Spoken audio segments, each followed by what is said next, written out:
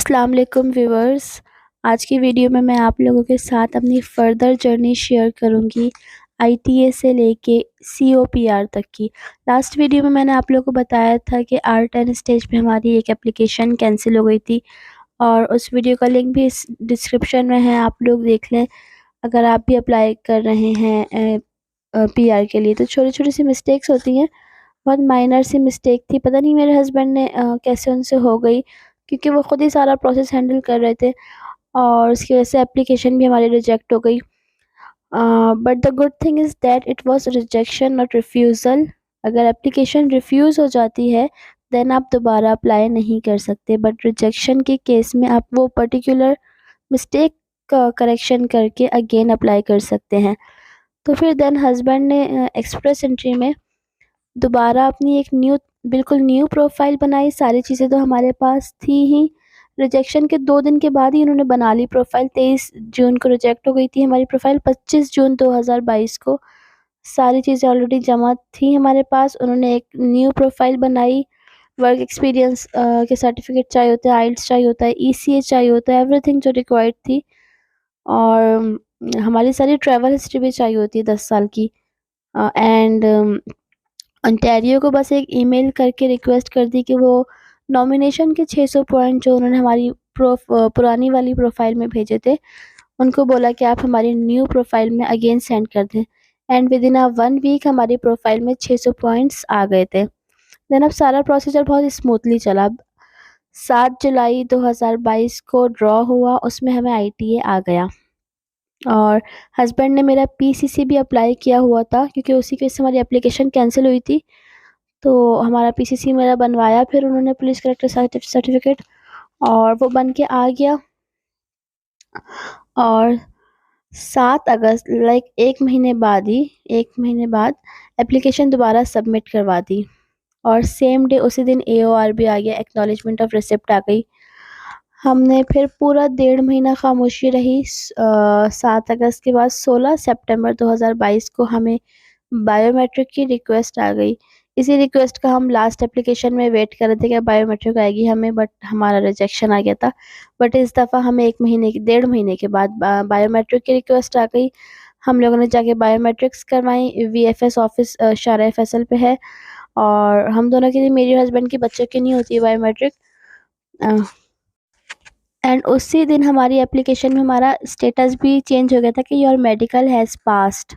Medical हमने पूरा पहले जब हम एप्लीकेशन सेंड कर रहे थे अपनी, उसी टाइम हमने अपफ्रंट करवा लिया था मेडिकल, वो भी अब पास हो गया, सबके मेडिकल पास हो गए थे। उसके बाद फिर पूरा 1.5 महीना खामोशी। फिर 21 अक्टूबर 2022 को हमें एडीआर आया। ADR means additional documents request आई, जिसमें उन्होंने हमसे मांगी आरपीआरएफ की fees. RPRF means right of permanent residence, कि हम जो एक परमानेंट रेजिडेंसी अप्लाई कर रहे थे उसकी फ़ीस होती है, और वो फ़ीस एक पर पर्सन 515 कैनेडियन डॉलर्स थी। मतलब हम चारों के फिर 2000 समथिंग डॉलर्स थे, जो पाकिस्तानी 4 सवा 4 लाख बन रही थी वो फ़ीस थी। वो फ़ीस हस्बैंड ने 2 दिन के बाद ही पे कर दी। फिर 23 अक्टूबर को पे कर दी फ़ीस उन्होंने। देन फिर ऑलमोस्ट फिर पूरे 2 महीने खामोशी, कुछ भी नहीं पता, कोई ईमेल नहीं, कोई कॉरेस्पॉन्डेंस नहीं, कुछ नहीं। फिर 7 दिसंबर 2022 को एक और एडीआर आता है, additional document request. They wanted our fresh passport, because मेरा और हस्बैंड, हम दोनों का पासपोर्ट 2018 का बना हुआ था और वो एक्सपायर होने वाला था।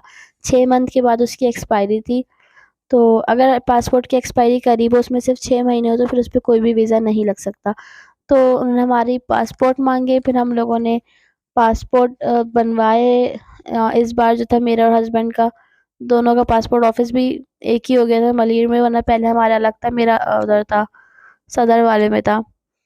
तो फिर हम लोगों ने साथ जाके ही पासपोर्ट बनवा लिए, बिकॉज हमें एक और ट्रैवल भी करना था दिसंबर में ही, हमें ईरान इराक जाना था तो ज़ियारतों पे। फिर अगेन खैर फिर पूरा 1 महीना खामोशी और एडीआर आया। फिर पूरे 1 महीने के बाद 19 जनवरी को एक और एडीआर आया हमें। 19 जनवरी, अब साल भी चेंज हो गया था, 2023 आ गया था, जिसमें उन्होंने हम चारों के री मेडिकल करवाने की रिक्वेस्ट की। 19 जनवरी को हम थे करबला में, और अभी हमारा काफ़ी सफ़र भी बाकी था। अभी हमें ईरान भी जाना था, और करबला में भी मतलब इराक में भी हमें काफ़ी जगहों पे और जाना था।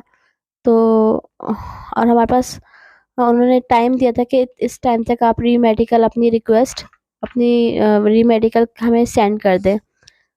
तो फिर हम लोगों ने वहीं से जो है बुकिंग करवा ली थी, अपॉइंटमेंट ले ली थी कि जिस दिन भी हम पाकिस्तान जाएँगे और अगले दिन ही जाके मेडिकल करवा लेंगे। फिर एग्ज़ैक्टली ऐसा ही हुआ, हम पाकिस्तान आए और एक दिन हमने आराम किया और नेक्स्ट डे हम चले गए मेडिकल करवाने, बच्चों के साथ हम चारों का करवाना था, और मेडिकल की अपॉइंटमेंट ले ली थी हमने पहले ही, इसलिए हमारे पास थी अपॉइंटमेंट। तो 7 फरवरी 2023 को हमारा मेडिकल हो गया, हमने सबमिट करवा दी। अब अगेन पूरा 1 महीना खामोशी, पूरा फ़ेब गुज़र गया, मार्च आ गया। हस्बैंड डेली चेक करते थे कुछ आया है, कुछ कोई ईमेल तो नहीं आई, डेली दिन में 3-3 4-4 बार वो चेक करते थे। क्योंकि बहुत कुछ स्टेक पे लगा हुआ था। इस कैनेडियन इमिग्रेशन के चक्कर में ना बहुत लाइफ़ रुकी हुई थी, स्टेक पे लगी हुई थी हर चीज़, इतना सारा पैसा, इतना टाइम, इतनी ख्वारियाँ पाली थी।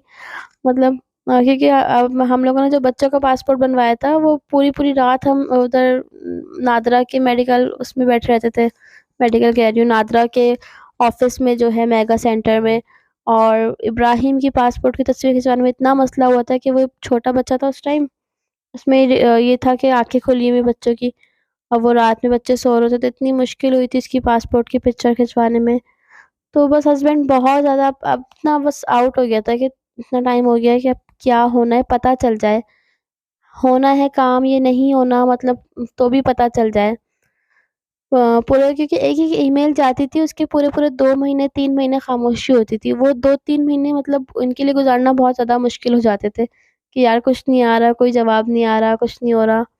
फिर 2 महीने बाद 1 ईमेल आई, फिर 1 डेढ़ महीना ईमेल आ गई इस तरह। और इनको असल में 1-2 ऑफ़र और भी आई हुई थी। इनको एक जर्मनी से इन्होंने अप्लाई किया था पहले, 2 ढाई साल पहले ही, वहाँ से भी इनकी जर्मनी से एक बहुत अच्छी जॉब की ऑफ़र आ गई थी, बट वो वर्क परमिट था 2 साल का, ऑब्वियसली इमिग्रेशन नहीं थी। तो कनाडा की इमिग्रेशन के चक्कर में उन्होंने इसको उस ऑफ़र को भी रिफ्यूज़ कर दिया। उनका बहुत अच्छा एक फ्रेंड भी था जर्मनी में। तो ये सारी चीज़ें स्टेक पे लगी हुई थी कि बस पता चल जाए क्या होना है इमिग्रेशन के बारे में ना। ख़ैर तो फिर हस्बैंड अच्छा हर वीक कॉल भी करते थे स्टेटस पूछने के लिए। तो ये 4-5 स्टेजेस होते हैं जिसमें आपकी एलिजिबिलिटी चेक होती है, सिक्योरिटी होती है, क्रिमिनैलिटी होती है। तो ये पूछते रहते थे। तो 2-3 दफ़ा कॉल करी तो उन्होंने फिर दूसरी-तीसरी बार बता दिया कि आपकी एलिजिबिलिटी भी पास है, क्रिमिनैलिटी भी पास है, सिक्योरिटी भी पास है। तो अब बस वेट था कि पीपीआर कब आएगी। पीपीआर मतलब पासपोर्ट रिक्वेस्ट होती है, इसे गोल्डन ईमेल भी कहते हैं। तो फिर 2 मार्च 2023 को मतलब डेढ़ 2 महीने के बाद हमें एक गोल्डन ईमेल आ गई और पीपीआर की रिक्वेस्ट आ गई 2 मार्च 2023 को। मैं उस टाइम अपनी मदर के घर में गई हुई थी रुकने। हस्बैंड ने मुझे मैसेज करके बताया कि हमें पीपीआर आ गई है, and we were very happy at that time. और उस दिन जब पीपीआर आई हमें 2 मार्च थी, 2 शबान थी, और फिर ख़ैर 5 मार्च को हमने बरिया की बर्थडे मनाई, उसकी 3rd बर्थडे, और बरिया ने अपने 3rd बर्थडे का केक भी ख़राब कर दिया था, ऊपर से सारा गिरा के। ख़ैर ये तो मैं ऐसे ही बता रही हूँ आप लोगों को, क्योंकि 3rd बर्थडे इसलिए बता रही हूँ क्योंकि देखिए कितना टाइम लग गया ना, जब बरिया पैदा भी नहीं हुई तब से सारा प्रोसेस शुरू किया था, वो 3 साल की हो गई। मतलब 3 साल से हस्बैंड ने ना बस कनाडा, कनाडा लगाया हुआ था। और फिर वो ख़ैर फिर आ गई पीपीआर। पीपीआर आने के बाद हमने पासपोर्ट सबमिट करवाने थे, और उसके साथ फ़ोटोग्राफ्स होती हैं। ये वाली फ़ोटोग्राफ्स बहुत ज़्यादा इम्पोर्टेंट होती हैं। ये बिल्कुल जो इनकी स्पेसिफ़िकेशंस होती है ना, बिल्कुल वैसे ही हमें सेंड करनी होती है, वरना यहाँ पे भी इस स्टेज पे भी आपकी एप्लीकेशन रिजेक्ट हो जाती है अगर फ़ोटोग्राफ सही ना हो। तो हमने मांचीज़ से खिंचवाई थी, कराची में ये स्टूडियो है मांचीज़, वहाँ से फ़ोटोग्राफ्स वग़ैरह खिंचवा के और हमने पासपोर्ट सबमिट करवा दिए।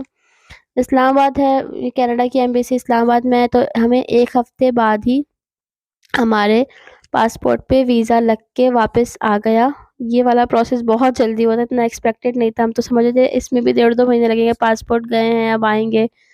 लेकिन 1 हफ्ते बाद हमें हमारी सीओपीआर भी हम सबकी हमारे हाथ में थी और पासपोर्ट भी हमारे हाथ में था। हमने मंडे को जमा करवाया था और फ्राइडे को वापस भी आ गए थे पासपोर्ट। बस 1 हफ्ता भी नहीं, 5 दिन लगे थे।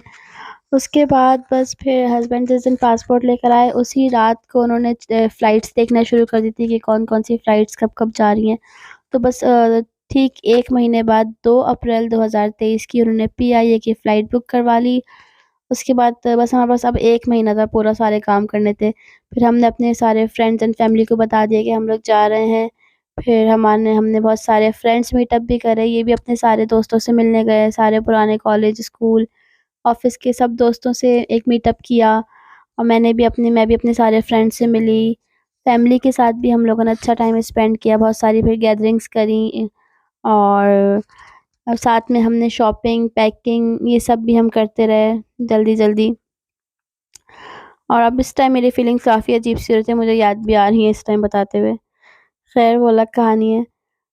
तो बस ये थी हमारी पीआर की जर्नी, मतलब आईटीए से लेके सीओ जब हमारा सेकंड आईटीए आया उसके बाद से लेके सीओ पीआर तक प्रोसेस स्मूथ चला। वो हमसे डॉक्यूमेंट्स जो उनको चाहिए थे एटीआर एडिशनल डॉक्यूमेंट्स वो हमसे माँगते रहे, हम उन्हें देते रहे और इस तरह करके पीपीआर हमें आ गई थी। और इसमें आईटीए से लेके सीओपीआर का प्रोसेसिंग टाइम हमारा 8 महीने था, तो इतना ज़्यादा नहीं था। वो जो पूरे 3 साल ओवरऑल प्रोसेस में लगे हैं, वो हमारी अपनी भी इसमें ये है कि हम लोगों ने आइल्स देने में बहुत देर की। पहला हमने ईसीए करवाने के बाद पहला आइल्स हमने 8 महीने के बाद दिया, फिर दूसरा आइल्स हमने 6 महीने के बाद दिया क्योंकि हमारे साथ बच्चे भी साथ-साथ होते जा रहे थे, तो वो मतलब इस तरह आहिस्ता-आहिस्ता काम चल रहा था। वरना अगर आप लोग आइल्स फ़ौरन देते हैं, प्रोफ़ाइल बना लें अपनी, तो देखें 8 महीने, 10 महीने, 1 साल के अंदर-अंदर सारा काम हो रहा है, सारा प्रोसेसिंग हो रहा है, कोई मसला नहीं है। तो बस यही थी हमारी पीआर की जर्नी। और कोई भी इसमें आपको कोई भी बात समझ ना आई हो, किसी डॉक्यूमेंट के बारे में पूछना हो, किसी भी प्रोसेस के बारे में अलग से पूछना हो कि ये कैसे किया या ये कहाँ से, आप लोग जितना अगर कमेंट करेंगे तो मैं आप लोग को बता दूँगी, अलग से वीडियो बना दूँगी। चलिए जी, तो बस आप लोगों ने चैनल को सब्सक्राइब लाज़मी कर देना है। फिर मैं आपसे किसी नेक्स्ट वीडियो में मिलती हूँ, जब तक के लिए अल्लाह हाफ़िज़।